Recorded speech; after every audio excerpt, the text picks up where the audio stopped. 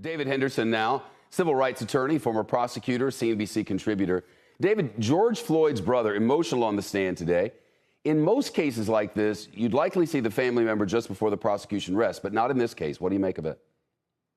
You know, Shep, Minnesota has kind of a weird law. Typically, a trial goes in two phases. The first question is, did the person do it, yes or no? If the answer is yes, you move along to a second phase of the trial, which we call the punishment phase. And that's when you would have heard from his brother during the punishment phase. Minnesota lets you put him in the front part of the trial, which is weird. It's controversial, but I think it was effective today. What can the defense do now when they get their turn tomorrow to create some reasonable doubt? I think what the defense should have done, Shep, is focus on the testimony that the expert witnesses gave them to work with. All of them described multiple factors contributing to George Floyd's death. For example, Dr. Tobin, who everyone seems to remember, said it was a knee on the neck, knee on the back and side, being in the prone position, and being handcuffed. Anytime you can say it was more than the knee on the neck, you kind of divert attention from your client, Derek Chauvin, but I don't think the defense is going to do that.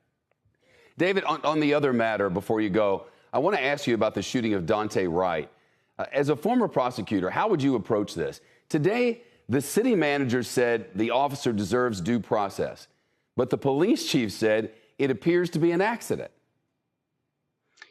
Shep, I can't remember the last time I wanted to answer a question less than I want to answer that one, because I don't like my answer, having watched that video, I think, 20 times today and reviewed the laws from Minnesota probably an equal number of times. I think the officers should have been fired immediately because there are points of no return with regard to making mistakes on your job. But with that being said, I don't think you can charge this officer with a crime under Minnesota law.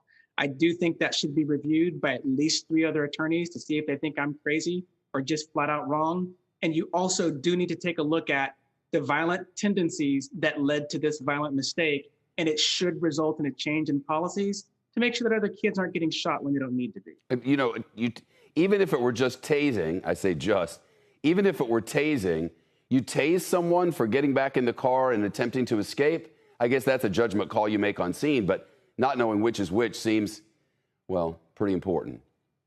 Exactly, Shep. I mean, exactly. I think we should use common sense in how we treat people. I didn't think any of the level of force that happened here was necessary. I think that if officers can't tell the difference between firearms and tasers, we need to reevaluate whether or not they need to be carrying tasers. But also, I think they use them far too readily under circumstances where it is simply not necessary. And that's what leads to these types of mishaps. David, thank you. Shepard Smith here. Thanks for watching CNBC on YouTube.